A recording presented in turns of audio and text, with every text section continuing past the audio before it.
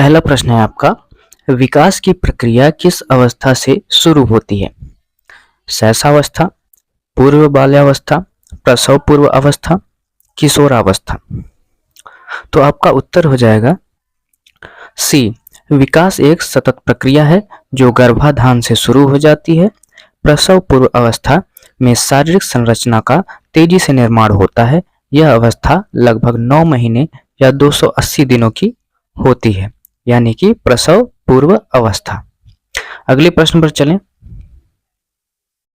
अगला प्रश्न है आपका, जीन पियाजे के अनुसार संज्ञानात्मक विकास की कितनी अवस्थाएं हैं? 2, 3, 4 या 5? इसका उत्तर हो जाएगा आपका उत्तर सी। पियाजे ने 4 अवस्थाएं बताई हैं।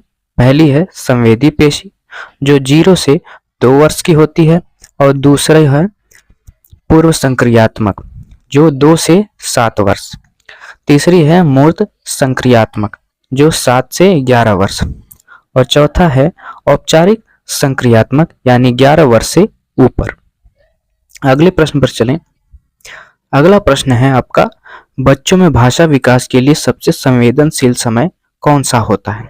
मध्य बाल्यावस्था, प्रारंभिक बाल्यावस्था, किशोरावस्था और वयस्कता। तो इसका उत्तर हो जाएगा आपका ऑप्शन बी, प्रारंभिक बाल्यावस्था जो 2 से 6 वर्ष का होता है। भाषा अर्जन के लिए सबसे महत्वपूर्ण काल है। इस दौरान बच्चे शब्दों और व्याकरण को बहुत तेजी से सीखते हैं। अगला प्रश्न है आपका, लेवायगोत्स्की के अनुसार बच्चे कैसे सीखते हैं?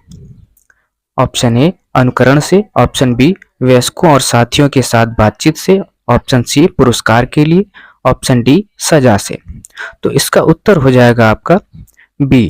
वायगोत्स्की का सामाजिक सांस्कृतिक सिद्धांत कहता है कि संज्ञानात्मक विकास सामाजिक अंतःक्रिया का परिणाम है। बच्चे समाज और संस्कृति के माध्यम से सीखते हैं।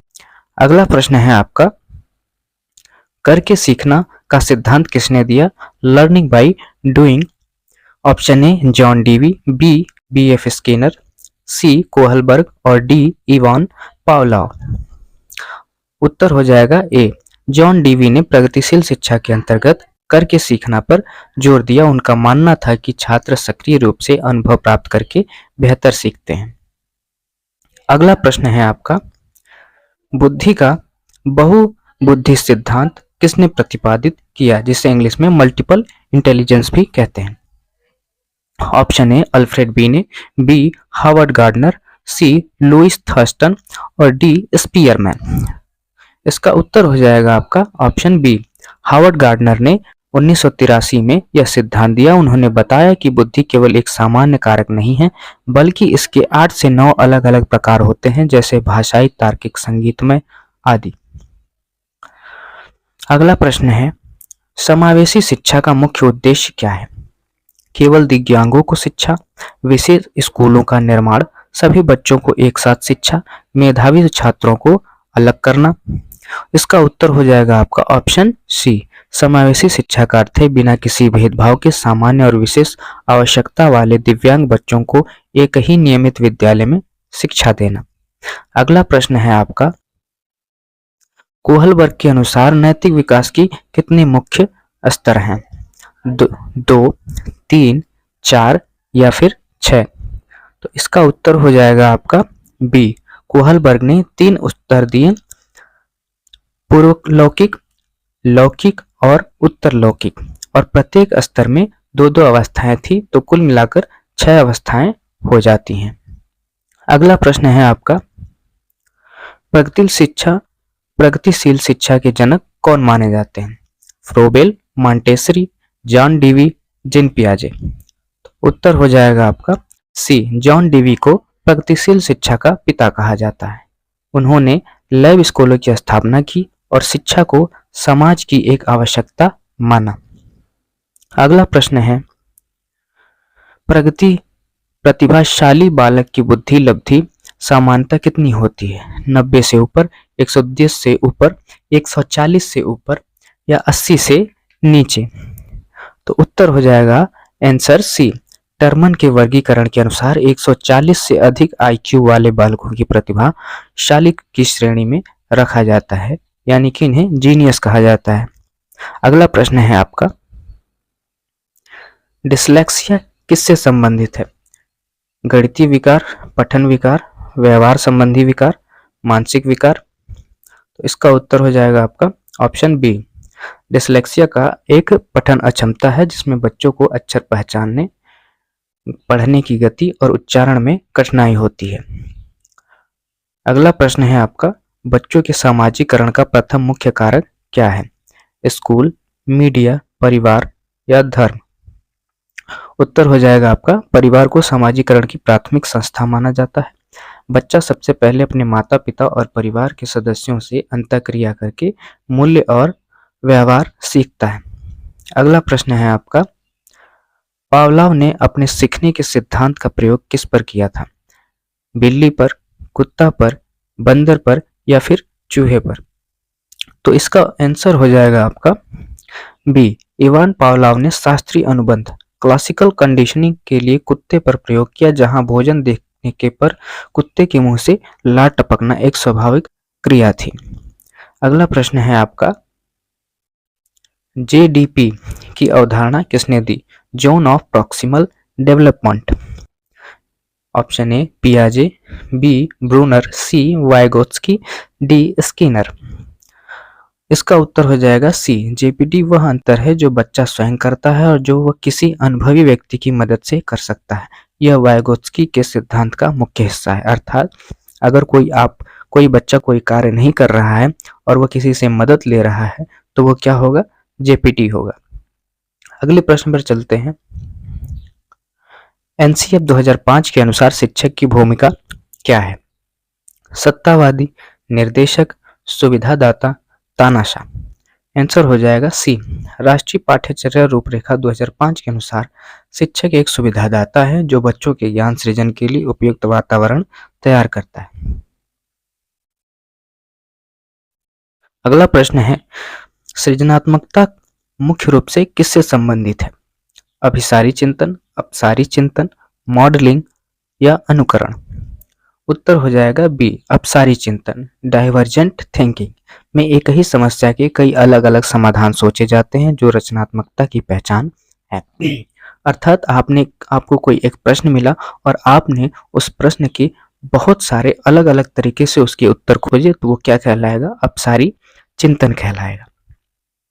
अगला प्रश्न है आपका, किशोरावस्था को तनाव और तूफान की अवस्था किसने कहा? Stanley Hall, Thorndike, Skinner, पियाजे।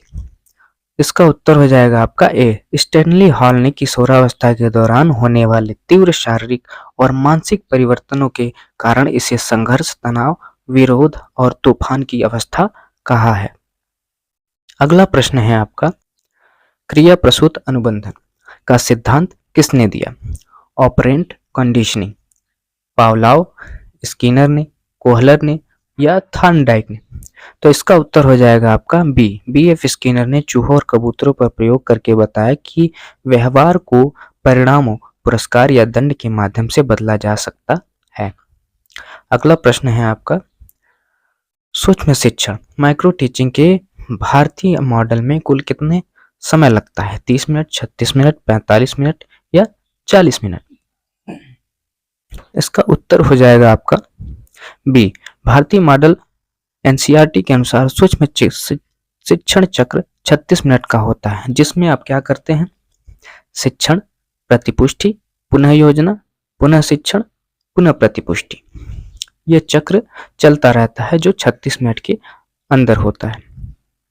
अगला प्रश्न है आपका, एनीमिया किस तत्व की कमी से होता है?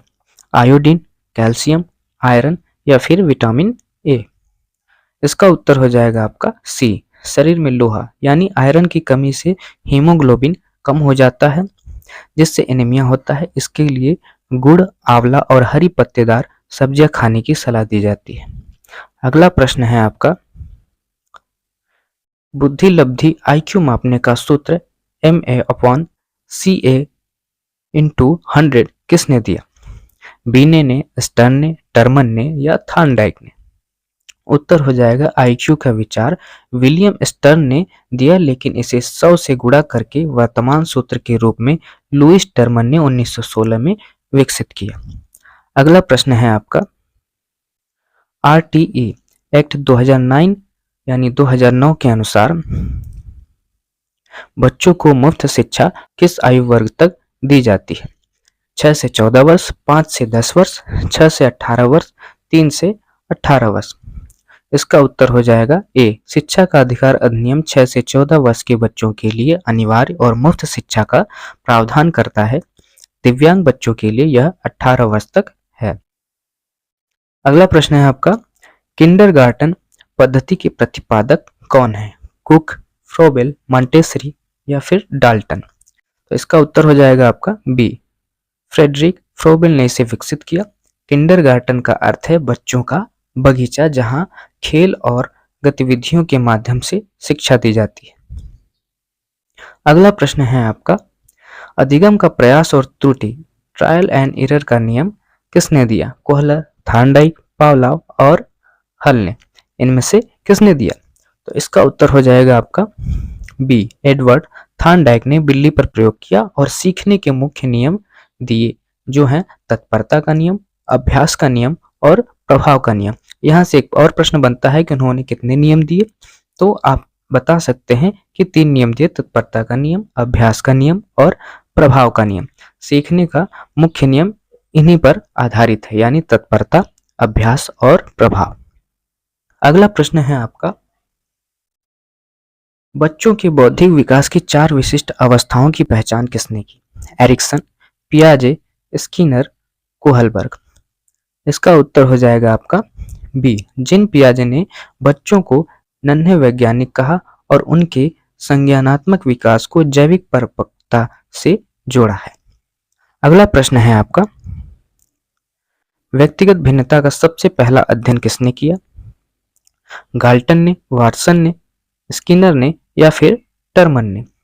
उत्तर हो जाएगा आपका ए। फ्रांसिस गाल्टन ने हेरिडेटरी जीनियस पुस्तक लिखी और बताया कि व्यक्तियों में शारीरिक और मानसिक रूप से भिन्नताएं होती हैं। अगला प्रश्न है आपका शिक्षण अधिगम प्रक्रिया में मूल्यांकन का मुख्य उद्देश्य क्या है? ग्रेड देना, रैंक देना, सुधार और प्रतिपुष्टि, सजा देना। इसका उत्तर हो जाएगा आपका सी। सुधार और प्रतिपुष्टि, यानी कि सतत और व्यापक मूल्यांकन CCE का उद्देश्य सीखने की कमियों को पहचानना और उनमें समय समय पर सुधार करना है। अगला प्रश्न है आपका अंतर्दृष्टि का सिद्धांत इनसाइट थ्योरी किसने दिया? व्यवहारवादियों ने, गेस्टाल्टवादियों ने, मनोविश्लेषणवादियों ने या फिर संरचनावादियों ने? इसका उत्तर हो जाएगा आपका बी। कोहलर ने वनमानुस यानी जिसका नाम सुल्तान पर प्रयोग किया। गेस्टाल्टवाद का मानना है कि व्यक्ति किसी समस्या का समाधान अचानक सूझ द्वारा पाता है। अगला प्रश्न है आपका NEP 2020 का नया शैक्षणिक ढांचा क्या है?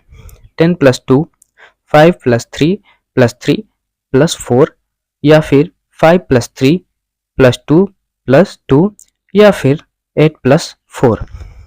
आपका उत्तर हो जाएगा बी। नई शिक्षा नीति ने पुरानी 10+2 प्रणाली को बदलकर फाउंडेशन 5, प्रिपेटरी 3, मिडिल 3 और सेकेंडरी को 4 स्तरों में विभाजित किया है।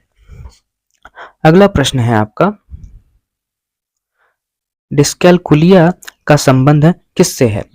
लेखन अक्षमता, गणितीय अक्षमता, वाचन अक्षमता या फिर सुनने की अक्षमता? तो इसका उत्तर हो जाएगा आपका